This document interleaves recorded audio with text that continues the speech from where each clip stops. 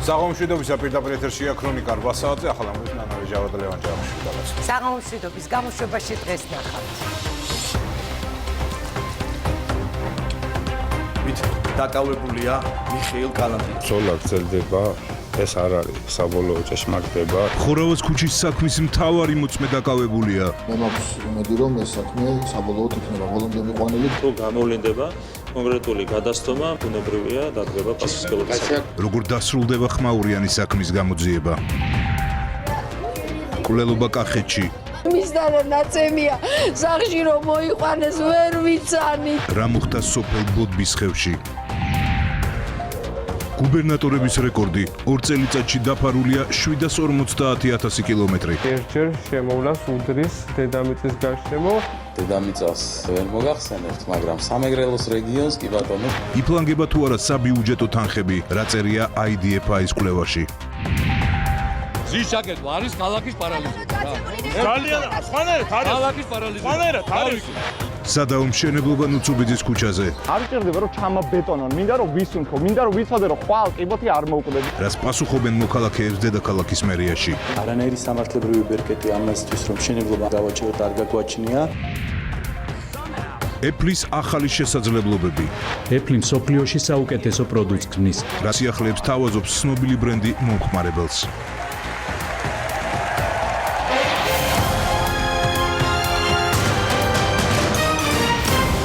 ხორავას ქუჩაზე მომხდარი მკვლელობის ერთ-ერთი მთავარი ფიგურანტი დაკავებულია მიხეილ კალანდია. სამართალდამცველებმა დღეს დილით მარშალ გელოვანის გამზირზე დააპატიმრეს. შინაგან საქმეთა სამინისტრო მას დავით სარალიძის ჯგუფურად დამამძიმებელ გარემოებაში ჩადენილ მკვლელობას ედავება. დავით სარალიძის მამა ზაზა სარალიძე ამბობს, რომ ამით სამართლიანობა აღდგენილია, თუმცა ბრძოლა არ დასრულებულა. არ დასრულებულა არც ხელახალი გამოძიება, რომელიც შინაგან საქმეთა სამინისტროში მიმდინარეობს. დღეს დაკავებული მიხეილ კალანდიას ოჯახი მომხდარს აპროტესტებს და ამბობს, რომ ის მხოლოდ პოლიტიკური მოტივით დააკავეს. სანდრო გამსახურდიას ვრთავთ ახლა პირდაპირ ეთერში ამ სკანდალური საქმის დეტალებით.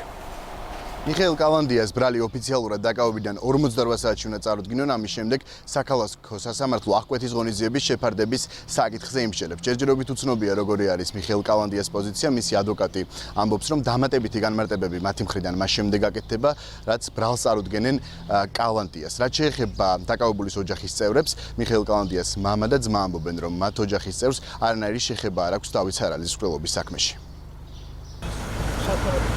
მიხეილ კალანდია სამართალდამცველებმა მარშალ გელოვანის გამზირზე დღის 10 საათსა და 30 წუთზე აიყვანეს. კალანდიას საბურთალოდან დიღმის მიმართულებით ავტომობილით გადაადგილდებოდა. მანქანები კი იყო და ხალხი იყო შეგროვილი. ხორავას ქუჩის საქმის ერთ-ერთი მთავარი ფიგურანტი შინაგან საქმეთა სამინისტროს თანამშრომლებმა დავით სარალიძის ჯგუფურად დამამძიმებელ გარემოებებში ჩადენილი მკვლელობის ბრალდებით დააკავეს. ძალოვან უწყებაში გამართულ ბრიფინგზე განაცხადეს, რომ მათი პოზიცია სარალიძის მკვლელობაში მიხეილ კალანდიას მონაწილეობის შესახებ სააპელაციო სასამართლოს გუშინდელმა განაჩენმა გაამყარა. პირველი ინსტანციის სასამართლოს მიერ განაჩენის გამოტანის შემდეგ ჩვენ მოვიპოვეთ მტკიცებულებები, რომლებმაც გამოძიებას მიხეილ კალანდიას მხრიდან მკვლელობაში თანამონაწილეობის ეჭვი გაამყარა. სააპელაციო სასამართლოს 2019 წლის 3 ივნისის გადაწყვეტილებამ, რომლითაც GJ ცნობილი იქნა დამნაშავედ დავით სარალიძის ჯგუფურად მკვლელობაში, კიდევ ერთხელ დაადასტურა გამოყოფილი საქმის ფარგლებში შინაგან საქმეთა სამინისტროს მიერ ჩატარებული გამოძიების სისწორე. გამოძიებას გაუმყარა პოზიცია და შექმნა დამატებითი მტკიცებულებითი საფუძველი დავით სარალიძის მკვლელობაში მიხეილ კალანდიას თანამონაწილეობის შესახებ. ირკვევა, რომ დაკავების მომენტში მიხეილ კალანდია მამასთან და ძმასთან ერთად იმყოფებოდა. თენგიზ და ლუკა კალანდიები უარყოფენ გავრცელებულ ინფორმაციას, რომ მათი ოჯახის წევრი თბილისის დატოვებას გეგმავდა და ამბობენ, რომ სასამართლო პროცესზე მიდიოდნენ, სადაც მიხეილ კალანდია მოწმის სტატუსით უნდა დაკითხულიყო.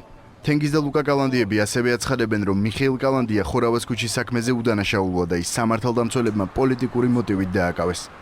პოლიტიკური არის დაკავებული მაინც. დიახ, პოლიტიკურია. სასამართლო იყო, ჩემი პროცესი იყო და ჩემი შვილის და კიდე ჩვენთან ერთად ორი ადამიანის.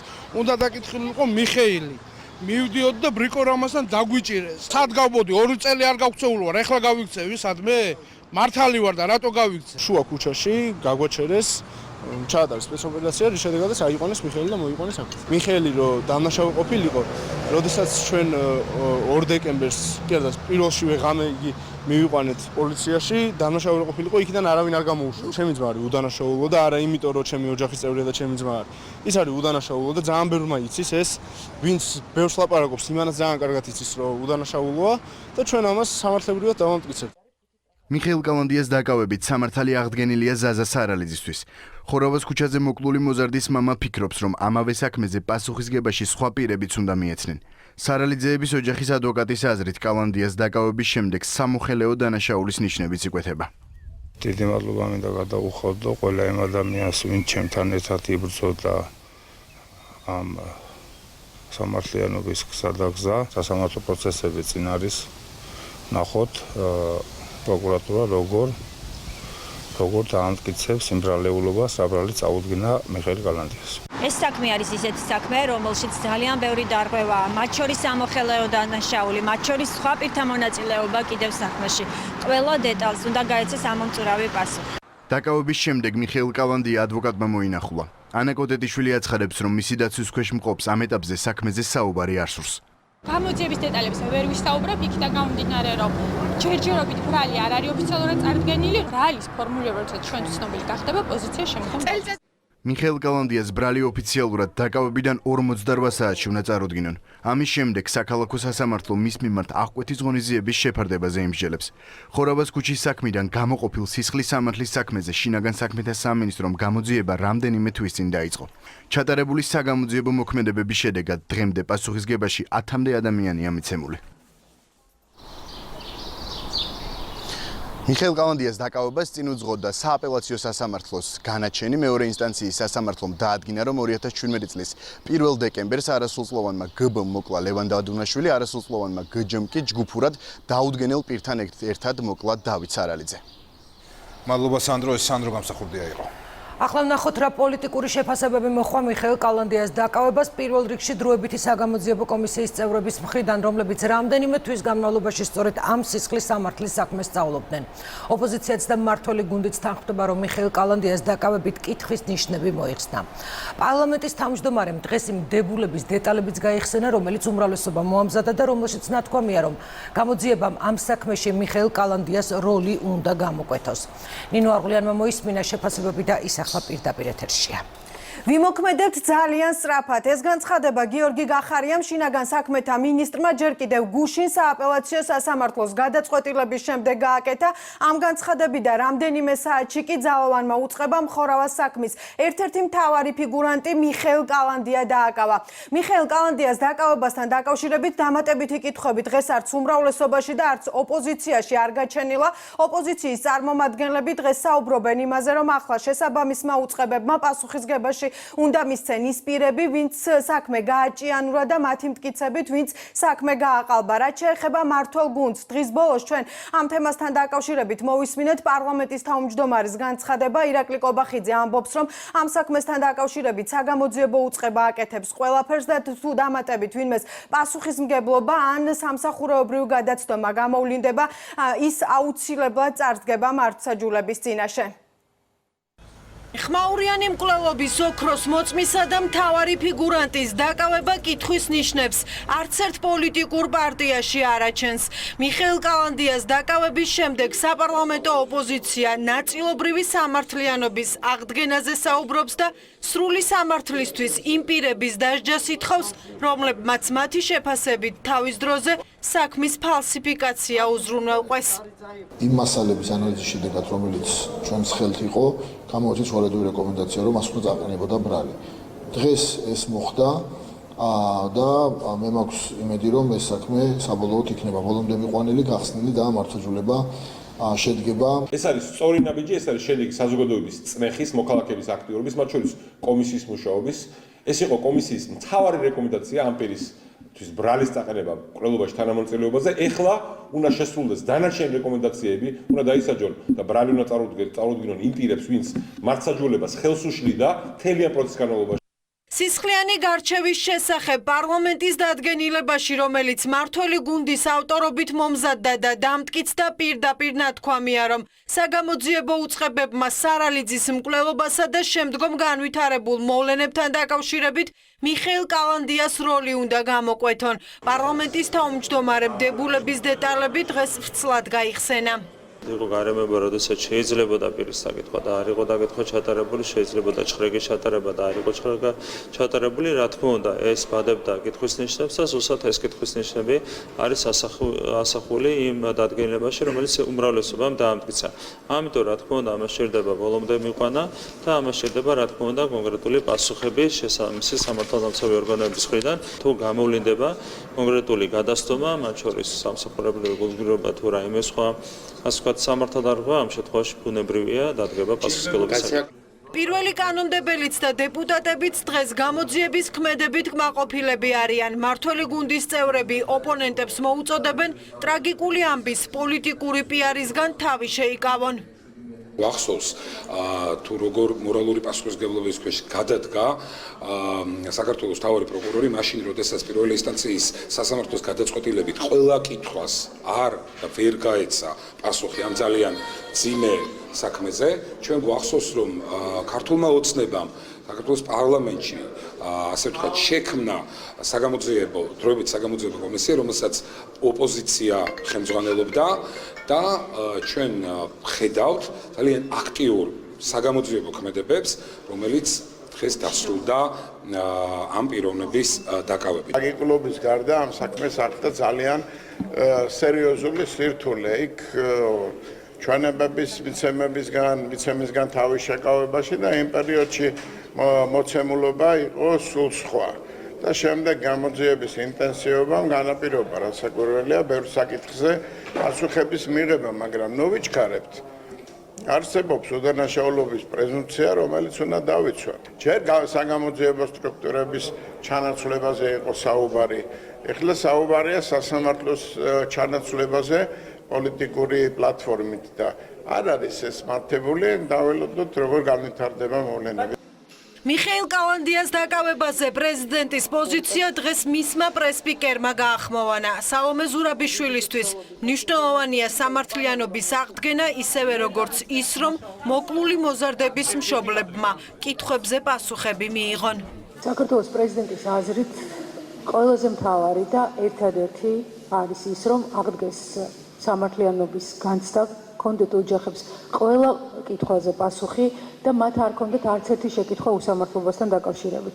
დავით სარალიძის ჯგუფურად დამამძიმებელ გარემოებაში ჩადენილი მკვლელობის ბრალდებით გამოძიებამ მიხეილ კალანდია დღეს დააკავა, ხოლო გუშინ სასამართლომ სარალიძის ჯგუფურად მკვლელობისთვის გჯ დამნაშავედ ცნო. ქუჩის ტრაგედიასა და ახალი გამოძიების შედეგებზე საუბარი გაგრძელდება თოქ-შოუში პირისპირ ირაკლი ჩიხლაძე ახლა პირდაპირ ეთერში და მისგან შევიტყობთ ვინ იქნებიან გადაცემის სტუმრები ირაკლი საღამოშვიდობისა გადაცემას გავხსნი დავით სარალიძის მამის პირდაპირ ჩართვით ზაზა სარალიძე უპასუხებს ჩვენ შეკითხვებს, რომელმაც უმძიმესი წელიწად ნახევარი გაიარა. ხორავის ქუჩის საქმეზე საუბარს სამართლებრივ პოლიტიკურ კონტექსტშიც გავაგრძელებ. საქმის პროკურორი ბესო ხვარცხავა, შინაგან საქმეთა მინისტრის მოადგილე ვლადიმერ ბორცვაძე, დავით სარალიძის ოჯახის ადვოკატი ნესტან ლონდარიძე, მართველი გუნდიდან პროცესში აფასებს გიავალსკი და მოვისმენთ ხორავას ქუჩაზე პარლამენტში შექმნილი დროებითი საგამოძიებო კომისიის თავმჯდომარის სერგი კაპანაძის პოზიცია. სტუდიაში ასევე ველოდები გია ცაგარეიშვილს, ხათუნა ლაგაზიძეს და ზაზა შათირიშვილს. გვისმენთ რადიო იმედზე და გვიყურებთ ტელე იმედზე. მადლობა ირაკლი, წარმატებულად ეს გისურვებთ. ჩვენ კი დღის სხვა თემებით განვაგრძობთ გამოშვება. საქართველოს პრემიერ-მინისტრი ბრიუსელშია. ბელგიის სამეფოსა და ლუქსემბურგში საქართველოს ელჩის განცხადებით მამუკა ბახტაძე ბელგიის დედაქალაქში ამერიკის დამოუკიდებლობის დღესთან დაკავშირებით დაგეგმილ მიღებას დაესწრება. მამუკა ბახტაძეს ბრიუსელში ჩასვლა უკრაინის ახალი პრეზიდენტის პირველ ვიზიტს დაემთხვა. ვოლოდიმირ ზელენსკი და საქართველოს მთავრობის მეთაური ერთ სასტუმროში იმყოფებიან, მაგრამ ოფიციალური ინფორმაციით მათი შეხვედრა დაგეგმილი არ არის. ბელგიიდან საქართველოს პრემიერი ამერიკის შეერთებულ შტატებში მიემგზავრება. ქეთევან ქარდავას ვთავთ ახლა პირდაპირ ეთერში ბრიუსელიდან და მისგან შევიტყობთ ბოლო ინფორმაციას. მოგესალმებით, 1 საათში დაიწყება ის ღონისძიება, რომელსაც დაესწრება საქართველოს მთავრობის მეთაური, ბელგიის სამეფოში შეერთებული შტატების ელჩი მართავს მიღებას, რომელსაც მიწვეულები არიან სხვადასხვა ქვეყნებიდან პრემიერ-მინისტრები, პრეზიდენტები, ევროკავშირის და ნატოს ხელმძღვანელობა, ბელგიაში აკრედიტირებული დიპლომატები. ეს ღონისძიება ერთი თვით ადრე იგეგმება, ვინაიდან სტუმრებს ჰქონდათ შესაძლებლობა, რომ ამ დღეს დასწრებოდნენ დამოუკიდებლობის დღეს და შემდეგ უკვე იწყება არდადეგები და ამიტომ, როგორც ამერიკის საელჩოში გვითხრეს, დაიგეგმა სწორედ დღეს ამ დღის აღნიშვნა ერთი თვით ადრე. საქართველოს პრემიერ-მინისტრი მიულოცავს სტრატეგიულ პარტნიორს ბრიუსელში და შემდეგ უკვე დღის ბოლოს დელეგაცია გაემგზავრება შეერთებულ შტატებში. პრეზიდენტის ვიზიტი, რაც შეეხება უკრაინის პრეზიდენტს, დაიგეგმა 2 კვირის წინ და დაემთხვა დღეს ისე და აღმოჩნდა, რომ საქართველოს მთავრობის მეთაური და უკრაინის ახალი პრეზიდენტი არიან არა მარტო ერთდროულად ბელგიის დედაქალაქში, არამედ არიან გაჩერებული ერთსა და იმავე სასტუმროში. გითხრეს, რომ ეს არის შემთხვევითობა, ამ სასტუმროს ზი ჰოტელს ირჩევენ დელეგაციები ძალიან ხშირად ადგილმდებარეობისა და უსაფრთხოების გამო. ეს არის ერთადერთი სასტუმრო, სადაც ჩერდება ამერიკის შეერთებული შტატების მთავრობა. ამ სასტუმროში იყო ბარაკ ობამაც და ნატოს სამიტის დროს შეერთებული შტატების პრეზიდენტი დონალდ ტრამპი. ჩვენ დღეს, როდესაც ველოდებოდით ზელენსკის, მაგალითად ფოიეში შევხვდით მსახიობს ჟან-კლოდ ვან დამს. ოფიციალურად არავინ დაადასტურა ინფორმაცია იმის თაობაზე, რომ ზელენსკის უნდა შეხვდეს მამუკა ბახტაძე. ამის შესახებ კომენტარი გააკეთა აქ ბრიუსელში ელჩმა ნატალი საბანაძემ და ასევე ჩვენ ვესაუბრეთ როგორც დელეგაციის წარმომადგენლებს უკრაინიდან, ასევე თავად პრეზიდენტს ზელენსკის, რომელმაც გითხრა, რომ ჟურნალისტებისგან გაიგო, რომ მამუკა ბახტაძე იმყოფება ბრიუსელში. უკრაინის ახალი პრეზიდენტის პირველი ვიზიტის მიმართ აქ იყო ძალიან დიდი ინტერესი. დღეს ზელენსკიმ პირველი შეხვედრა გამართა ევროკომისიის პრეზიდენტთან.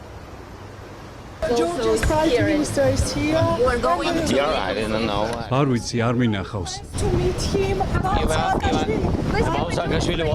დღეს იმართება მიღება.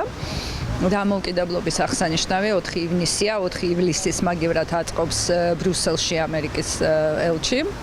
ის გახლავთ ასევე პირადი მეგობარი მამუკა ბახტაძის, მაგრამ ეს განსაკუთრებული მიღებაა, წელს ძალიან ბევრი მაღალი დონის სტუმარია დაპატიჟებული როგორც ამერიკიდან, ასევე ევროკავშირიდან, იმიტომ რომ დაგეგმარება მიდიოდა პრემიერის ვიზიტის ამერიკაში და რამდენად შესაძლებელი იქნებოდა აქ ჩამოსვლა წინასწარ თუ არა, ეს ზუსტად არ ვიცოდით, ყოველ შემთხვევაში ბოლო წუთას გადაწყდა, რომ შესაძლებელი იქნებოდა, ამიტომ სარგებლობს ამ საშუალებით, იქნება დღეს საღამოს საელჩოს მიერ მოორგანიზებულ ღონისძიებებზე და შემდეგ გაემგზავრება ამერიკაში. რაც შეეხება ზელენსკის, ანუ ეს მოხდა შემთხვევით, რომ დაემთხვა, რომ პრემიერიც და უკრაინის ახალი პრეზიდენტიც ერთ სასტუმროში არიან, თუ არის დაგეგმილი რაიმე სახის კომუნიკაცია ან ამერიკის ელჩთან მიღებას. დაგეგმილი შეხვედრა არ არის, მართლაც ესეთი დამთხოვა, არ არის ბრიუსელში ძალიან ბევრი სასტუმრო, სადაც ახალი დონის პირები ხდებიან, ამიტომ განსაკვირიც არ არის. მე არ ვიცი ზელენსკის განრიგის შესაბამისად იქნება თუ არა ის მიღებაზე, სავარაუდოდ იქნება და ასეთ შემთხვევაში ალბათ გადაიკვეთებიან, მაგრამ შეხვედრა წინასწარ შეთანხმებული დაგეგმილი არაფერი არ ყოფილა. ვფიქრობ, რომ ეს უკრაინის კურსის მდგრადობას ეხება. ასევე შემდეგი შეხვედრის დღის წესრიგისთვის მზადებაცაა. ეს ისაა, რასაც ჩვენ ველოდებით. პრეზიდენტი შეხვდება საქართველოს პრემიერ-მინისტრს, რა ინფორმაცია გაქვთ? არ მგონია, რომ ამ დრომდე არსებული დღის წესრიგი ამას ითვალისწინებდეს. ჩვენ ვესაუბრეთ და ამ კითხვით მივმართეთ შეერთებული შტატების საელჩოსაც, უკრაინის საელჩოსაც, უკრაინის ელჩსაც ბელგიის სამეფოში და არც ერთმა ჩვენმა რესპონდენტმა არ დაგვიდასტურა ინფორმაცია, რომ ოფიციალურად დაგეგმილია შეხვედრა 1 საათში, როგორც უკვე გითხარით, ერთ სივრცეში იქნებიან ზელენსკიც და მამუკა ბახტაძეც, თუმცა როგორც საელჩოში გითხრეს, იქ ორმხრივი შეხვედრებისთვის გათვალისწინებული დრო არ არის. ზელენსკიმ დღეს გამართა პირველი შეხვედრა ნატოს გენერალ გენერალურ მდივანთან იენს სტოლტენბერგთან. მათ შემდეგ გააკეთეს პრესასთან განცხადებები. იენს სტოლტენბერგმა მოუწოდა უკრაინის ახალ პრეზიდენტს რეფორმების გაგრძელებისკენ. მან თქვა პრესკონფერენციაზე, რომ უკრაინის პრეზიდენტ ზელენსკის აქვს ძალიან ძლიერი მანდატი, რომ ებრძოლოს კორუფციას, გააგრძელოს რეფორმები და იმ გზაზე, რასაც ქვია ბრძოლა ტერიტორიული მთლიანობის აღსადგენად, ნატო ყოველთვის იქნება უკრაინასთან ერთად. ზელენსკიმაც გააკეთა განცხადება ნატოში გაწევრიანების შესახებ, მან განაცხადა, რომ მიზანი არის ერთი, უკრაინა შეუერთეს ნატოს ოჯახს. უკრაინა არის ნატოს სტრატეგიული პარტნიორი. ჩვენ ვაფასებთ იმ წვლილს, რომელიც უკრაინაში აქვს ავღანეთსა და კოსოვოს მისიებში. ჩვენ შეშფოთებულნი ვართ რუსეთის მიერ უკრაინის მოქალაქეებისთვის პასპორტების დარიგებით, რაც მიზნად ისახავს აღმოსავლეთ უკრაინაში დესტაბილიზაციას. ჩვენ მხარს ვუჭერთ უკრაინის სუვერენიტეტსა და ტერიტორიულ მთლიანობას.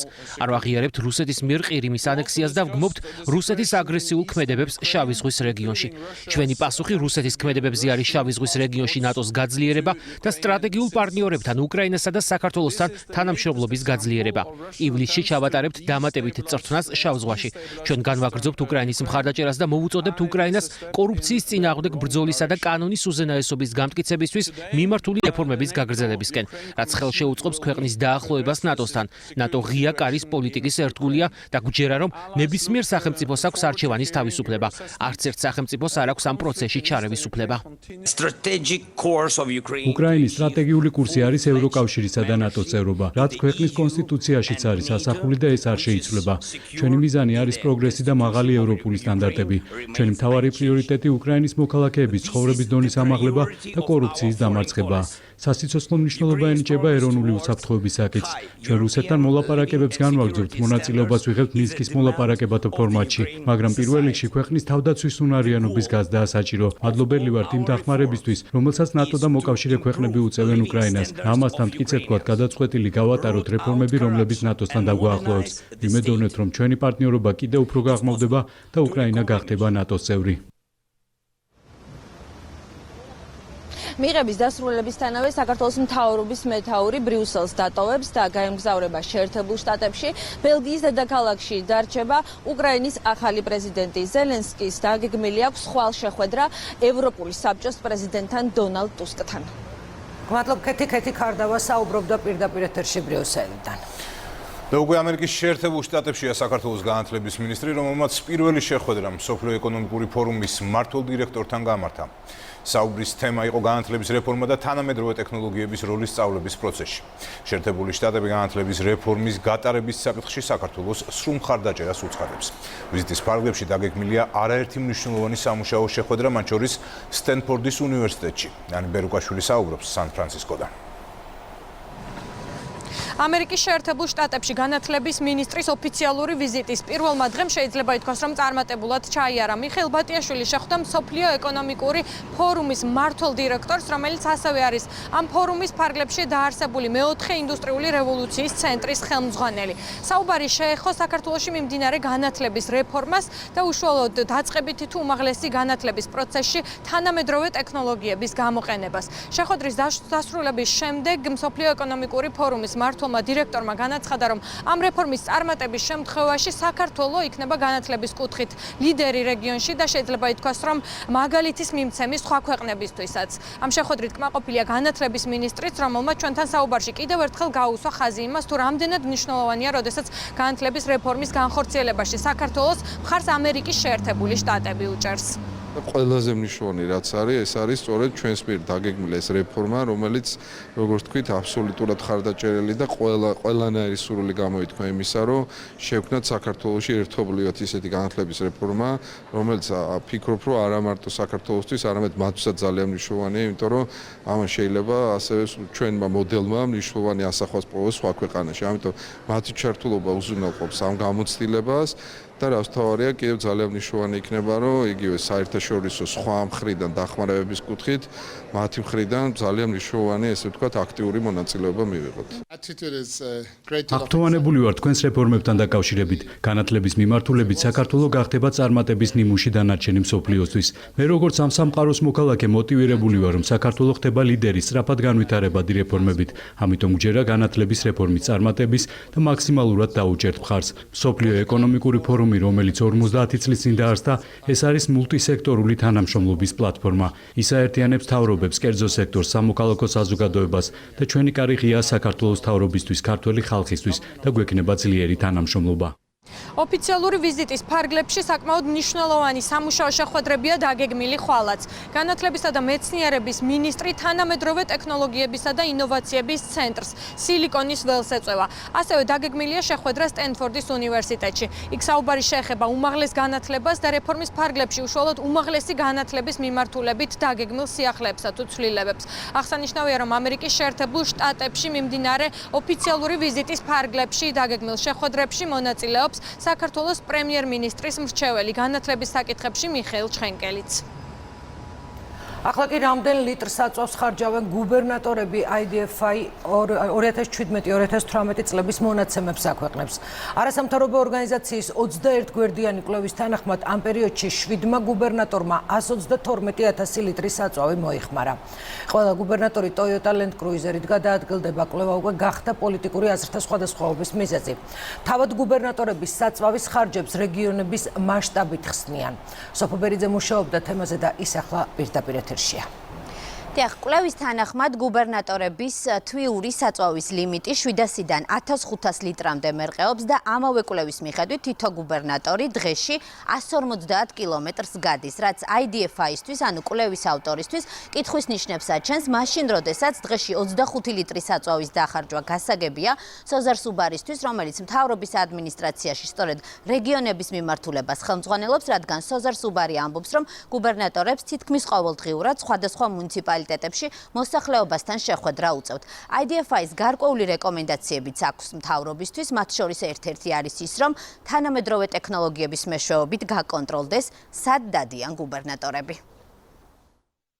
სად და რამდენს გადაადგილდებიან გუბერნატორები? ეს IDF-i მათივე ადმინისტრაციების მიერ მიწოდებულ ინფორმაციებზე დაყრდნობით დათვალა და 21 გვერდიანი კვლევა გამოაქვეყნა. დოკუმენტის მიხედვით 2017-18 წლებში 7 გუბერნატორმა ჯამში 122,000 ლიტრი საწვავი მოიხმარა და 750,000 კილომეტრი დაფარა. ეს კი IDF-ის გაანგარიშებით თითოეული გუბერნატორის მიერ 2 წლის განმავლობაში დედამიწის გარშემო 2-ჯერ, ზოგ შემთხვევაში კი 3-ჯერ შემოვლი სტოლია. კვლევაში ცალკეა გამოყოფილი გურიის გუბერნატორის მიერ მოხმარებული საწვავის ხარჯი. არასამთავრობო ორგანიზაციაში ამბობენ, რომ ეს მონაცემი მათ მიერვე გამოცემული სამართლებრივი აქტით დადგენილ ნორმასთან შესაბამისობაში არ არის.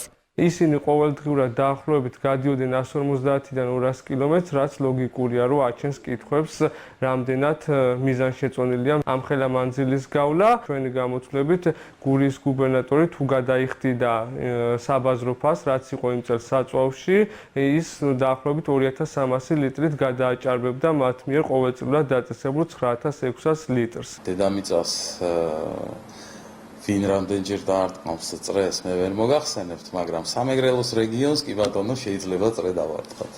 სამეგრელოს მოქმედ და ყოფილ გუბერნატორებს არასამთავრობო ორგანიზაციის შედარებითი ანალიზი არ მოსწონთ. ყოფილი აქცენტს იმაზე აკეთებს, რომ საწვავის თვიური ლიმიტი მისივე სურვილით 1000 litrით შეიმცირა. ახალი გუბერნატორი კი სხვა რეგიონებთან შედარებით საწვავის მეტხარჯს რეგიონის მასშტაბებით ხსნის. მე აგერ მაქვს დოკუმენტი. ამ დოკუმენტის მიხედვით მე არანაირი გადახარჯვა არ მაქვს. თუ კი ჩვენ გვაქვს შედარებით უფრო მეტი ხარჯი საწვავის, ეს ბუნებრივიც არის, ვინაიდან ჩვენ დიდი რეგიონი ვართ, მაღალმთიანი ნაწილიც ძალიან დიდი არის ჩვენს რეგიონში. ლიმიტი მქონდა 1500 თვეში და როცა მოვედი ლიმიტი იყო 2500. თვეში შეიძლება ზოგჯერ 1000 ლიტრი ხარჯებოდა, ზოგჯერ 800, ზოგჯერ 1500. გააჩნია რა იმაში უნდა ყოფილიყავი. მიუხედავად იმისა, რომ IDF-ის კვლევა ოფიციალურ მონაცემებს ეყრდნობა ციფრები არარეალურად ეჩვენება გიორგი კაკაურიძეს. ეს იმიტომ, რომ ფინანსთა მინისტრის მოადგილის განცხადებით, გუბერნატორების ადმინისტრაციის ხარჯები მიზერულია. გუბერნატორების საწვავის ხარჯზე კითხვები არ აქვს სოზარ სუბარს, მას ვინც მთავრობის ადმინისტრაციაში რეგიონების მიმართულებას ხელმძღვანელობს. სწორედ სუბარის უფლებამოსილება ითვალისწინებს იმის ცოდნას, სად დადიან გუბერნატორები. რაოდენობა, რაზეც არის ლაპარაკი ამ IDF-ის კვლევაში, ეს გამოდის სადღაც 150 კილომეტრი დღეში საშუალოდ, ანუ 25 ლიტრი ბენზინი დღეში, რაც ნამდვილად არ არის ძალიან მაღალი, იმიტომ რომ მარტო ზუგდიდის გუბერნატორი რო ავიღოთ, ზუგდიდიდან უშქულში ასვლა მაგალითად უკვე ერთ დღეში არის დაახლოებით 400 კილომეტრის გავლა უწევს, ხოლო თბილისში ჩამოსვლა გურიის, თქვათ სამეგრელო ზემოსვანეთის ან რაჭის გუბერნატორებისთვის ერთი ჩამოსვლა არის დაახლოებით 700-800 კილომეტრი და ასევე პრემიერ-მინისტრის ბახტაძის ახალი დავალება რაც არის გუბერნატორებზე, ისინი ესწრებიან ყველა მთავრობის ხდომას კვირაში ერთხელ, უკვე რამდენიმე წელი აბსოლუტურად ყველა მანქანა არის ავჭურვილი ჩიპით და თითოეული ლიტრი საწვავის ხარჯვა ხდება, კონტროლდება ძალიან მკაცრად. ძალიან მიზერული დაფინანსება აქვს გუბერნატორებს და მათი ადმინისტრაციული ხარჯები შეიძლება ითქვას, რომ ძალიან დაბალია.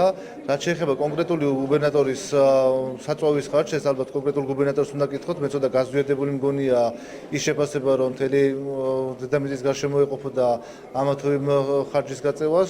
ხარჯების ოპტიმიზაცია, სადაც შესაძლებელია, ეს ქართული ოცნების მთავრობის პრიორიტეტია. ასეთი განცხადება მედიასთან დღეს დავით მათიკაშვილმა გააკეთა. მმართველი პარტიის პოზიციების საპირისპიროდ კი ოპოზიცია ამტკიცებს, რომ საქართველოში ამ მიმართულებით ჯერ ისევ საბჭოთა მოდელი მოქმედებს.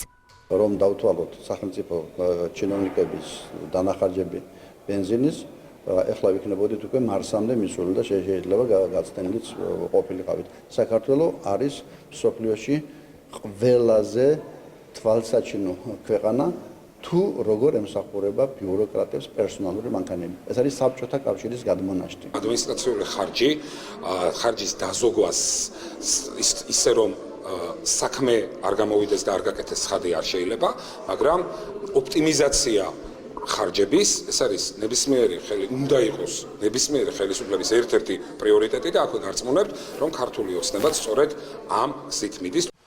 ყველა სახელმწიფო გუბერნატორი Toyota Land Cruiser-ის მოდელის ავტომობილით გადაადგილდება. ყველა მათგანზე ეს ავტომობილები განპირობებულია, მათი უმრავლესობა კი ადმინისტრაციებს უსასყიდლოდ გადაეცათ. სასტიკი მკვლელობა კახეთში რა მოხდა ბოდბის ხევში ნახეთ რამდენიმე წუთში გამჩნია.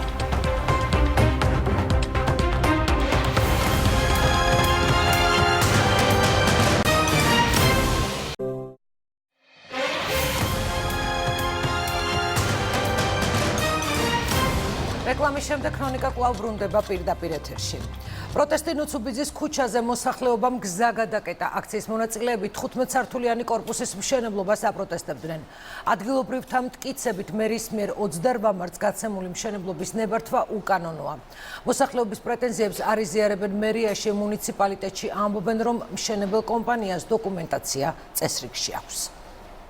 პირდაპირ ასე რომ ცხვირზე რო აგაფარონ ხელი და შეგიწყვიტონ სუნთქვის საშუალებით ამას აკეთებს ეს ორგანიზაცია. ეს ის ადგილია, სადაც მოსახლეობა 15 სართულიანი კორპუსის მშენებლობას აპროტესტებს. აქციის მონაწილეებმა დღეს გზაც გადაკეტეს და სამშენებლო სამუშაოების შეჩერება მოითხოვეს. ისინი თბილისის მერს კახაკალაძეს ნუცუბიძის ქუჩაზე ელოდებიან. შეფერხდა მოძრაობა, გაიხედეთ. ერთი წამი მომის. ჩვენი უჰაერობა, ჩვენი ჯანმრთელობა. შემოკარგო, ეს რაში იწერება? ზის ჩაკეტვა არის ქალაქის პარალიზება რა. აქ მრავალსართულიან კორპუს კომპანია იბადელისის სამი აშენებს. მოსახლეობა ამბობს, რომ მერის მიერ გაცემული ნებართვა უკანონოა, რადგან მათი მტკიცებით პროექტი კი არ მოარგეს კანონს, არამედ კანონი მოარგეს პროექტს. ალბათ ქალაქის მერი აძლევთ უფლებას, რომ ჩვენ დავიხჩოთ და ჩვენ დახჩობის უფლებას კი არავის არ მივცემთ. აქ რო ცხოვრობ მე არ მჭირდება ყოველდღე რომ აქ ხმაური იყოს, არაკანონიერი მშენებლობა იყოს, არ მჭირდება რომ ჩამაბეტონონ, მინდა რომ ვისუნთქო. ადგილობრივებმა პრეტენზიით მერიას რამდენჯერმე მიმართეს. მათი ადვოკატი მიიჩნევს, რომ ნებართვა კორპუსის აშენებაზე უხეში დარღვევითაა გაცემული. 2019 წელს ჩვენ ხედავთ სიტუაციას, რომ მერია უცვლის ზონალურ სტატუსს, საუბრობის შესაბამის კომისიაზე გააქვს ეს საკითხი და უცვლიან ზონალურ სტატუსს, რეკრეაციული ნაცვლად ხდიან მრავალბინიანი კორპუსის შენებლობისათვის განსაზღვრული მიწის ნაკვეთის სტატუსს აძლევენ და ასევე კაორი კოეფიციენტს უცვლიან 2 და 7-ის ნაცვლად ანიჭებენ 5 და 5-ს. ბრალდებებს დღეს მშენებელი კომპანიის ადვოკატმა უპასუხა. კომპანიაში იბადელისის სამი ამბობენ, რომ სამუშაოები კანონის სრული დაცვით მიმდინარეობს და არანაირ უზუსტობას ადგილი არ აქვს. ვერ დაგეთანხმებით იმ ნაწილში, რომ თითქოს და ეს კორპუსები ერთმანეთთან ახლოშია, იმიტომ რომ 25 მეტრი არის დაშორებული იმ კორპუსიდან ამ კორპუსამდე, ხოლო აქედან მეორე კორპუსიდან არის დაშორებული 35 მეტრი, რომელიც აბსოლუტურად იმ ნორმის დაცვით არის გათვალისწინებული, რომელსაც ითვალისწინებს არქიტექტურული ნორმები. ის რომ სამშენებლო კომპანიას დოკუმენტაცია წესრიგში აქვს და მშენებლობა კანონის სრული დაცვით მიმდინარეობს, ამას ადასტურებენ თბილისის მერიაშიც და ამბობენ, რომ სწორედ ამიტომ შენებლობის შეჩერების კანონიერი მექანიზმი არ არსებობს. ჩვენ არანაირი სამართლებრივი ბერკეტი ამასთვის, რომ ჩვენ ეს შენებლობა ამ ეტაპზე ასე ცალსახად გავაჩეროთ, არ გაგვაჩნია. ჩვენ ვიცით, რომ მოსახლეობას აქვს გარკვეულწილად იმისი განცდა, რომ არასწორად გაიცა ნებართვა და ასევე გასაჩივრებულია ჩვენთან იურიდიულ სამსახურში. უახლოეს დღეებში გამოიცემა ვერდიქტი ამის თაობაზე, თუ კი ეს მათ არ დააკმაყოფილებთ, მათ ასევე შეუძლიათ იდაონ ჩვენთან სასამართლოში. ნუცუბიძის 26B-ში მცხოვრებლები დავის გადატანას სასამართლოში გეგმავენ. ამბობენ, რომ თუ სამუშაოებს მერია არ შეაჩერებს, საკუთარი ძალებით დაიცავენ ტერიტორიას და მშენებლებს არ მიცემენ უფლებას ობიექტზე მძიმე ტექნიკა შეიყვანონ. მოსახლეობა დახმარებას ითხოვს ისანშიც ეგრეთ წოდებულ დოლაბაურის ხევთან მცხოვრებლები ანტისანიტარიასა და მუდმივად უკონტროლოდ მომდინარე წყალზე ასევე მცოცავ მიწაზე საუბრობენ. ისინი გამგეობას მერიასა და ჯორჯიან ვოლთენ ფაუერს მიმართავენ. მოსახლეობის მტკიცებით პრობლემა დაახლოებით 2 წლის წინ წარმოებულ სარეაბილიტაციო სამუშაოებს უკავშირდება. ბაღები გაშა და გველები არიან კიდე აქ. პრობლემების გამომწვევ მიზეზად ადგილობრივი მცხოვრებლები ხევში მომდინარე და დაგუბებულ წყალს ასახელებენ. ვარაუდობენ, რომ წყალი იმ კოლექტორიდან ჟონავს, რომელიც დაახლოებით 2 წლის წინ შეკეთდა. ადგილობრივი მოსახლეობა ეჭვობს, რომ სარემონტო სამუშაოები ხარისხიანად არ შესრულდა. როგორც ჩანს, ბოლომდე არ არის მიყვანილი და არ არის გაკეთებული. წყალი რო ჟონავს, ხო? ის მე არასად არ გადის და აი გუბდება, ნახეთ, არავინ არაფერს არ აკეთებს.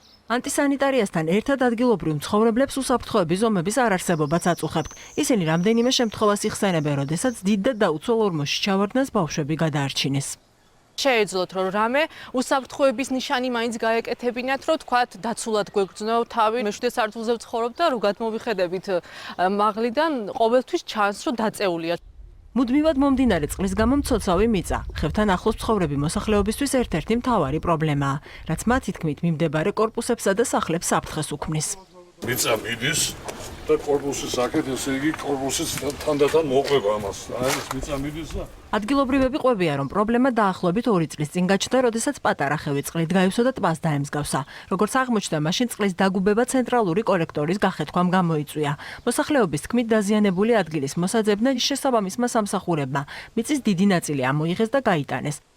მაშინ დაგვირდნენ ჩვენ რაც გავიტანეთო ამ მიწას ისევ შევავსებთო. არც არავინ აფსებს, ახლა წყალი დგება ისევ. არ ვიცი, არასწორად არის გაკეთებული თუ რაღაცა, ისევ წყალი დგება და უკვე საშიშროება მოელის. აი მიმდებარე კორპუსი 10-12 მეტრითაა 13 სართულიანი კორპუსი დაცილებული. შეიძლება დროთა განმავლობაში ეს კორპუსი ჩაწვეს ამ ხევში. ეს კორპუსი, რომელშიც 50 ოჯახზე მეტი ცხოვრობს, ხევიდან დაახლოებით 10 მეტრითაა დაშორებული. მის საყრდენ კედლებს ადგილობრივებმა ბზარები დიდი ხანია შეამჩნიეს, თუმცა ამბობენ, რომ ბოლო პერიოდში მათი რაოდენობას და ხარისხიც გაიზარდა. ყვებიან, რომ კორპუსთან ერთად ბზარები გაუჩნდა კორპუსამდე მისასვლელ გზასაც. ხშირად ზიანდება შენობაში შემავალი საცმელი წყლის მილებიც. არაა გამორიცხული, ესე იგი, კორპუსში შემავალი წყლის ბრალი იყოს, ან ის სანიაღვრე, რომელიც თავის დროზე დაზიანდა და იმის კავშირში იყოს, მიზობრივ კავშირში, ფაქტი არის, რომ აგერ კედლები ხედავთ, რომ მდგომარეობაში არის დაბზარული. მოსახლეობა ამბობს, რომ პრობლემების მოსაგვარებლად ისნის გამგეობას მერიასა და GVP-საც მიმართეს, თუმცა ჯერჯერობით შედეგს ვერ ხედავენ. GVP-ის სამუშაოები იყო გასაკეთებელი პირველ ეტაპზე და ეს სამუშაოები მიმდინარეობს, უახლოეს მომავალში იქნება დამთავრებული და შემდეგ ჩვენი სამსახურები უკვე განახორციელებენ იმ სამუშაოებს, რომ ის პრობლემები, რომელიც იქ მცხოვრებ ადამიანებს აწუხებს, იქნეს მოგვარებული. ამ ეტაპზე ჩვენ ველოდებით მოწესრიგება მერის კეთილმოწყობის სამსახურის მიერ და შემდეგ ჩვენ შევალთ და გავაკეთებთ გადაერთებით სამუშაოებს. ამით მთლიანი მთელი პროექტი დასრულდება. სუსტი თარიღის თქმა ალბათ გამიჭირდება, თუმცა მიმდინარე თვეში აუცილებლად დავასრულებთ სამუშაოებს. საუბარი მაქვს ივნისის თვეზე. პრობლემების მოგვარებამდე მოსახლეობას ანტისანიტარიასთან გამკლავება და უსაფრთხოების ზომების დაცვა საკუთარი ძალებით მოუწევს. სიღნაღის მუნიციპალიტეტის სოფელ ბოდბის ხევში 36 წლის მამაკაცი მოკლეს. ბექა ჭაბაშვილი სავარაუდოდ მეგობარს ცემისას შემოაკვდა. კონფლიქტს წინ უძღოდა სიტყვიერი დაპირისპირება, რომელიც ფიზიკურში გადაიზარდა. სავარაუდო ბრალდებული პოლიციამ ცხელკვალზე დააკავა. ხიდის იქით უსპორია და ისევ თვითონ მოსულა და მეზობლისთვის დაუძახებია. წამო მომხედეთო. სოფელ ბოდბის ხევში მეგობრის დაბადების დღიდან გამოსულ ორ მეგობარს შორის სიტყვიერი დაპირისპირება სისხლიანი გარჩევით სწორედ ამ ადგილას დასრულდა. ადგილობრივები ყვებიან, რომ ზურაბ მილაშვილი და ბექა ჭაბაშვილი ნასვამ მდგომარეობაში იყვნენ და ერთმანეთს სასტიკად უსწორდებოდნენ. მილაშვილმა ჭაბაშვილს თავის არეში ქვა რამდენჯერმე ჩაარტყა. ამის შემდეგ კი მეზობლებს დახმარება სთხოვდა. მისდანა ნაცემია სახში რომ მოიყვანეს ვერ ვიცანით ის იყო თუ არა დაბადების დღეზე წავიდნენ შუა დღემდე ეძინა ბიჭს ამშვენივრად და მისი დაბადების დღეც იყო იმა თქვა იქ არაფერი კონფლიქტი არ მოისვლიათო იქ დახვდა თუ იქ შეიტყუა თუ რა ვიცი ლაპარაკით ახლა ალბათ ესე შეყვა თუ რა ვიცი იქ სუფრაზე ერთად რო იყვნენ რა ვიცი რა და ეგერ ესე ამბობენ ჯერ მიცვალებულიც არ გვინახავს ეთყობა თავშია ნაცემი თუ დაგრეჯილია ყველაფერი რა ვიცი. გატეხილი თავის ქალით და ნეკნებით, ასევე სხვა უმძიმესი დაზიანებებით 36 წლის მამაკაცის სასწრაფო დახმარების ბრიგადამ წნორის არქიმედეს კლინიკაში მოათავსა. ექიმები პაციენტის გადარჩენას 3 საათი უშედეგოდ ცდილობდნენ. ბექა ჭაბაშვილს სიცოცხლესთან შეუთავსებელი ტრავმები ჰქონდა და გარდაიცვალა. მძიმე მდგომარეობით იყო კომატოზური მდგომარეობა, შოკური სიტუაცია. ჩვენს მიერ ჩატარებული იქნა რეანიმაციული ღონისძიებები, თუმცა სამწუხაროდ ტრავმები აღმოჩნდა სიცოცხლესთან შეუთავსებელი. რა გახდა მეგობრებს შორის სისხლიანი დაპირისპირების მიზეზი არავინ იცის, ჩხუბის ფაქტს არავინ შესწრებია. სოფელში ვერსიებზე საუბარი უჭირთ. ამბობენ, რომ ბექა ჭაბაშვილი და ზურაბ მილაშვილი წლებია მეგობრობდნენ და მათ კონფლიქტი არასოდეს ჰქონიათ. ადრე თუ გქონდათ აბა არაფერი და მიგია მავათი ცუდი და რა იქ რა მოხდა აკურველია რა ჩაარტყა იგეთი რომ კაცი მოიყვნა ის რომდენ წლებია ურთიერთობას ნორმალური იყო ყველაფერი რა მოხდა ჩვენ თვითონაც არ ვიცით 53 წლის ზურაბ მილაშვილი დაკავებულია მას გამოძიება 117 მუხლის მეორე ნაწილს ედავება რაც გულისხმობს ჯანმრთელობის განზრახ მძიმე დაზიანებას რამაც სიკვდილი გამოიწვია თბილისის საქალაქო სასამართლოში მსახიობისა და ბიზნესმენის ლევონ ჯიბრაშვილის საქმეზე მხარეებმა მტკიცებულებების დასაშვებობაზე იმსჯელეს. გამოძიების ინფორმაციით სასამართლოზე მტკიცებულება და მათ მოწმეთა ჩვენებები, ოქმები და ექსპერტიზის დასკვნები წარადგინეს. ჯიბრაშვილის ადვოკატმა კი სასამართლოს მსახიობის პიროვნული მახასიათებლის შესახებ რეკომენდაცია და სხვა დოკუმენტაცია, მათ შორის სამების საკათედრო ტაძრის მამათა მონასტრიდან ცნობა წარუდგინა. საქმის არსებითი განხილვა 17 ივნისს გაიმართება. ლევონ ჯიბრაშვილი 21 აპრილს დააკავეს. მას დიდი ოდენობით ფსიქოაქტიური ნივთიერების ან მისი ანალოგის უკანონო დამზადებას, წარმოებას, შეძენას, შენახვას, გადაზიდვას ან გადაგზავნას ედავებიან. ეს იყო ძირითადად ლევონ ჯიბრაშვილის პიროვნული მახასიათებლების მტკიცებულება, ეს იყო რეკომენდაციები, ეს იყო მის მიერ დაფუძნებული კომპანიები, რომლებშიც უამრავი საქართველოს მოქალაქეა დასაქმებული და მუშაობს. სარეკომენდაციო ხასიათის დახასიათება, სადაც ლევონ ჯიბრაშვილის წვლილია შეტანილი ამ ეკლესიის აღმშენებლობაში. კიბერუსაფრთხოება და ინფორმაციული ტექნოლოგიების განვითარება თბილისში საერთაშორისო კონფერენცია გაიმართა. ღონისძიება იუსტიციის მინისტრმა გახსნა თეაწოლუკიანმა სიტყვით გამოსვლისას ყურადღება გაამახვილა ახალი ტექნოლოგიების მნიშვნელობასა და პრაქტიკაში მათ გამოყენებაზე. კონფერენცია ახვალ კიბერუსაფრთხოების სფეროს ექსპერტების პრეზენტაციებით დაიხურება.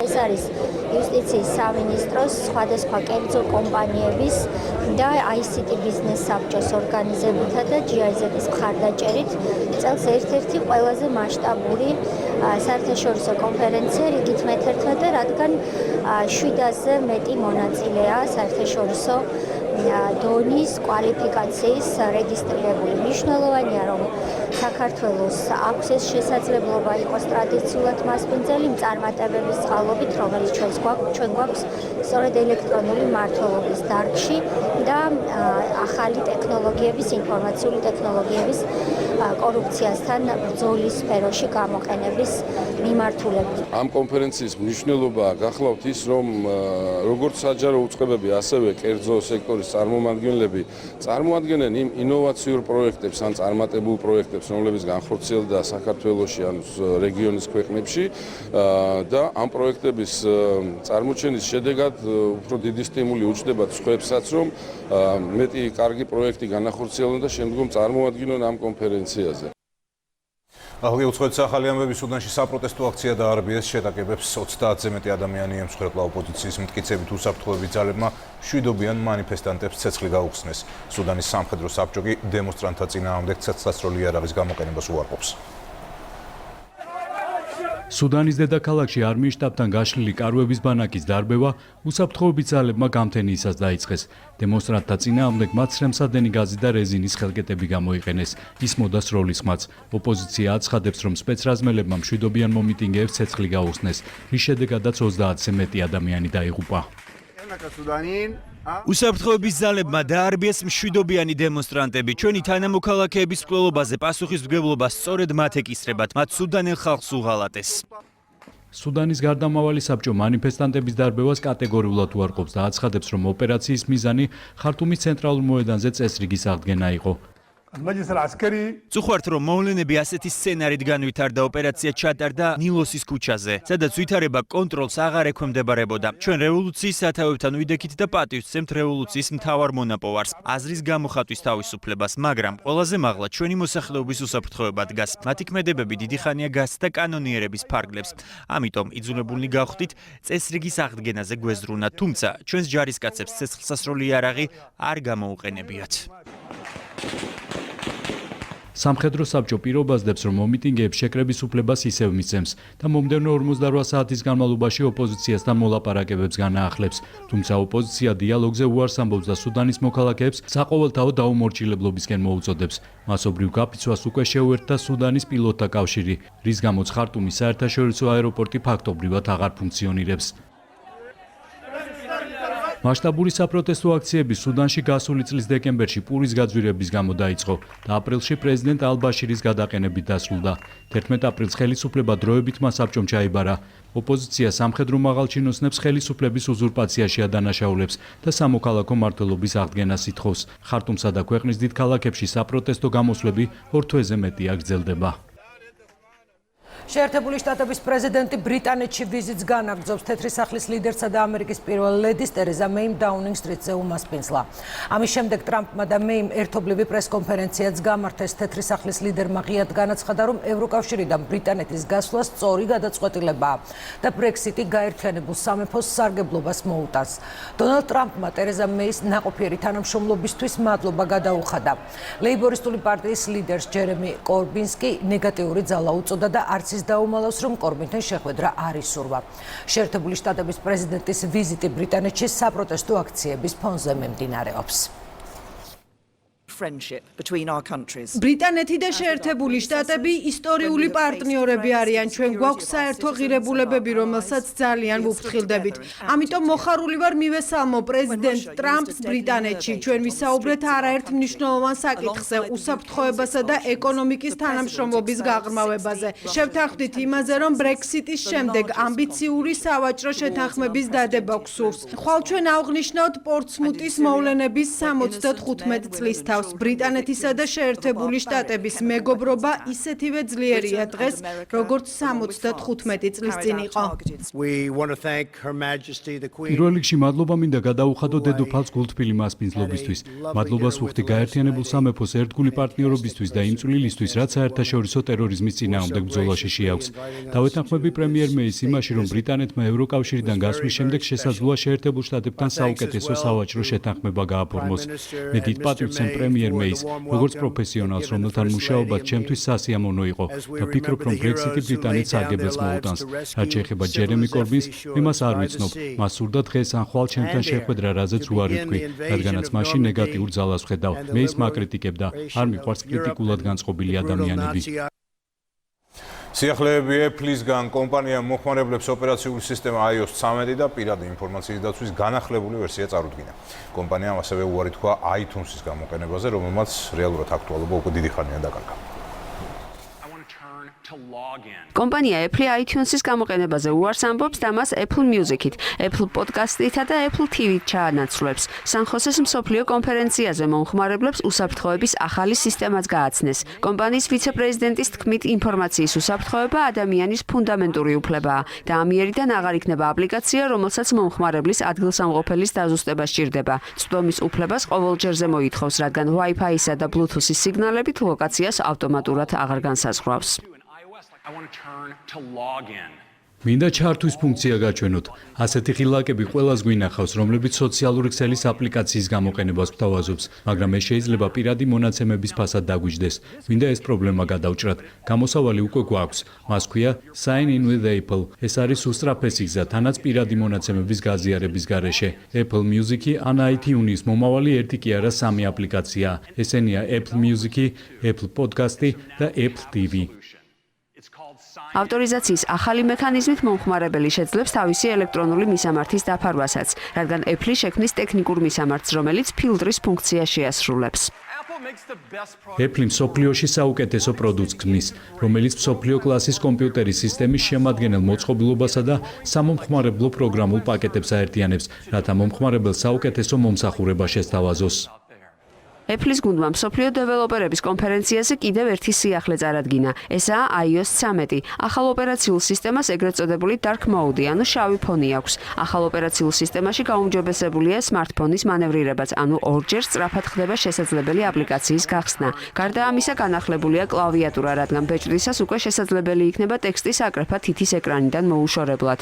კომპანიის სიახლეები მომხმარებლებს iPhone-დან მუსიკის რამდენიმე უსადედო სპიკერსა და ყურსასმენზე გაზიარების საშუალებასაც აძლევს.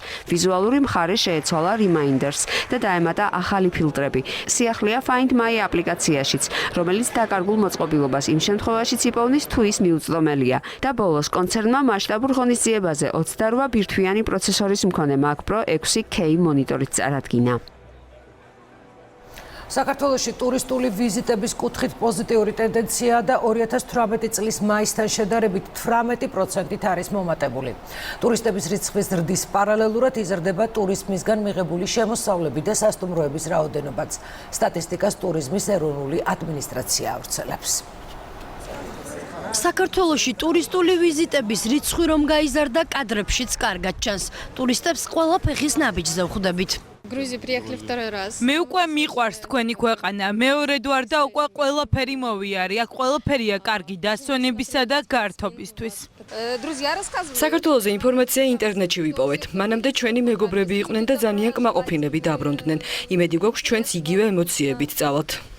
ტრადიციულად ლიდერობენ მეზობელი ქვეყნები, თუმცა პოზიტიური ზრდა ევროკავშირის ქვეყნებიდანაც.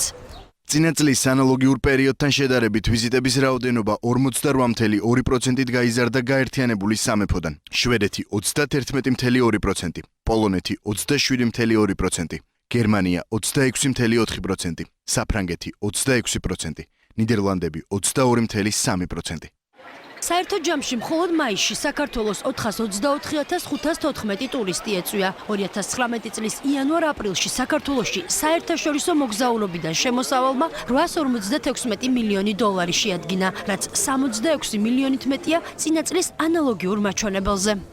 განსაკუთრებით ხაზგასასმელი არის ის ზრდა, რომელიც ევროკავშირის ქვეყნებიდან დაფიქსირდა, რომ გამოვკვეთოთ მაგალითისთვის ეს არის გერმანია, ისევე როგორც ბრიტანეთი, პოლონეთი, ჩინეთი ამავდროულად და ყველა ის სტრატეგიული მიმართულება, რომელზეც ქვეყანა დღიდან აკეთებს განსაკუთრებულ აქცენტირებას. ტურისტების რიცხვის ზრდის პარალელურად იზრდება ახალი სასტუმროების რაოდენობაც. ერთ-ერთი დღეს გალერეა თბილისის სივრცეშიც გაიხსნა 77 ნომრიანი სასტუმრო რადიუსი, რომელიც თანაინვესტირების ფონდის მხარდაჭერით აშენდა საშუალო საფასო სეგმენტზეა გათვლილი. ჯამში გალერეა თბილისი არის 100 მილიონიანი პროექტი, რაშიც შედის როგორც სავაჭრო ცენტრი, ასევე სასტუმრო, ასევე საოფისე ნაწილი. ეს სასტუმროს ნაწილი არის 78 ნომრიანი, რომელიც არის საშუალო და მაღალ სეგმენტზე გათვლილი სასტუმრო. შოპინგი საქართველოში ჩამოსვლის ერთ-ერთი მთავარი მიზანია, ასეთია ტურიზმის ეროვნული ადმინისტრაციის სტატისტიკის კიდევ ერთი ნაწილი. ტურისტების მიერ ამ კუთხით დახარჯულმა თანხამ $1 მილიარდ მეტი შეადგინა. საქართველოს ეროვნულ მუზეუმში ვახო ბუღაძის პერსონალური გამოფენა გაიხსნა, ნული ასე ქვია სერიას, რომელიც მხატვრის მიერ ბოლო 2 წლის განმავლობაში შექმნილ 45 ნამუშევარს აერთიანებს. გამოფენა დამთვალიერებელს დიმიტრი შევარდნაძის სახელობის ეროვნულ გალერეაში 4 ივლისამდე ელის.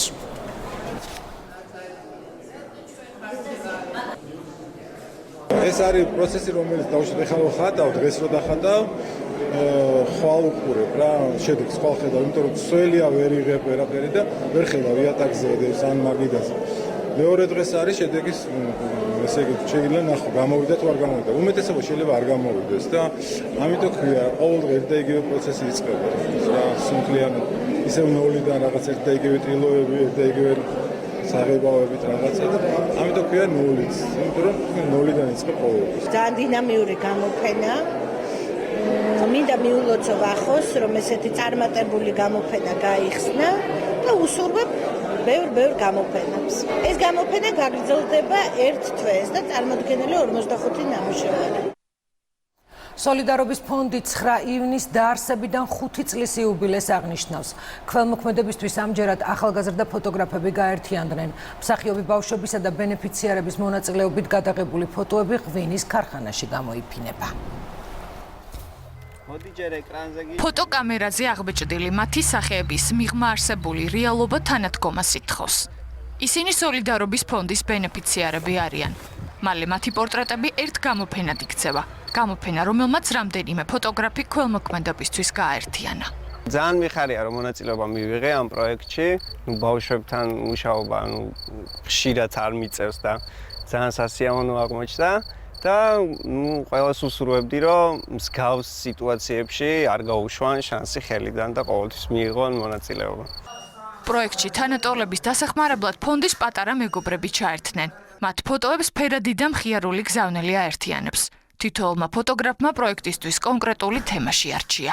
ფოტოპროექტის მიზანია მწვავე პრობლემებზე საზოგადოების ყურადღების გამახვილება. მინდა ვაჩვენო მათი რეალური სახე რას განიცდიან. ჩახედავ მათ თვალებში. რეალურად თუ რაღაც გაერთიანებით ამ პრობლემის წინაშე, ნამდვილად არ იქნება ეს ყველაფერი განაჩენი და დავამარცხებთ მე ამის მჯერა. რეალურად ეს პროექტი არის უბრალოდ გავრცობა ჩემი სხვა პროექტის, რაზეც უკვე 1 წელია მუშაობ, პროექტის სახელია Breeze, ანუ ისუნთქე. ადვილად დაუკავშირე ეს ყველაფერი ჩემს ძველ პროექტს. სახალისოა ჩემი აზრით და სხვა კუთხით განახებს რეალურად ყველაფერს. სოლიდარობის ფონდმა დღემდე ონკოლოგიური დაავადებების მქონე 600-ზე მეტი ბავშვისა და 22 წლამდე მოზარდის მკურნალობა დააფინანსა. კი 21 საუკუნის გამოწვევად რჩება, თუმცა ეს განაჩენი არ არის. ეს ძალიან რთულია, როგორც ფსიქოლოგიურად, ისე ფინანსურად იმ ბავშვებისთვის და იმ ოჯახებისთვის, რომელთაც ეს დაავადება აქვთ, მაგრამ ერთობლივი ძალისხმევით, სწორედ იმ სოლიდარობის შეგრძნებით, რომელიც ამ 5 წლის მანძილზე აქვს სოლიდარობის ფონდს, შევძელით, რომ გადაგვერჩინა არაერთი სიცოცხლე. 9 ივნისს ღვინის ქარხანაში დაგეგმილ ფოტოგამოფენაზე სოლიდარობის ფონდი საზოგადოებას ქველმოქმედებისთვის კიდევ ერთხელ გააერთიანებს. ბოლოს ტრადიციულად გეტყვით, რომ დღის ყველა სიახლეს ცლად შეგიძლიათ ნახოთ Imedi News-ზე. ქრონიკა ამით დასრულდა, რამდენიმე წუთში ასევე ტრადიციულად სპორტი და ამინდის პროგნოზი ჩვენ გეხვალამდე გემშვიდობით ნახავთ. მოგესალმებით, რამდენიმე წუთში გაგაცნობთ ამინდის პროგნოზი. საქართველოს 20 წლამდე მორაგბეთა ნაკრები მსოფლიო თასზე ამ წუთებში პირველ შეხვედრას მართავს.